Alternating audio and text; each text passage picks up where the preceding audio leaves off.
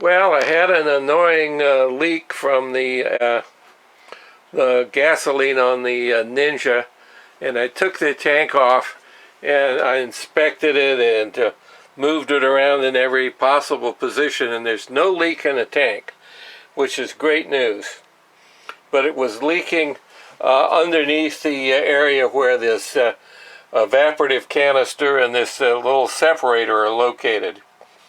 And I haven't figured out yet how to test this separator. There's got to be some way to test it, but I haven't figured out what it is yet. So the motorcycle's sitting over here like this, and you know, here we are. Luckily this doesn't take very long.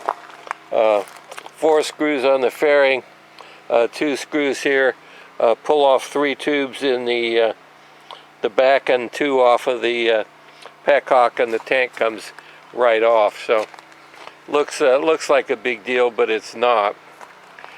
But it just was sitting here, and I'd have this stupid little drip. I had to put a can underneath the motorcycle because the fuel was dripping out of it, and ride it, and it was blowing all over the place. So something was going on.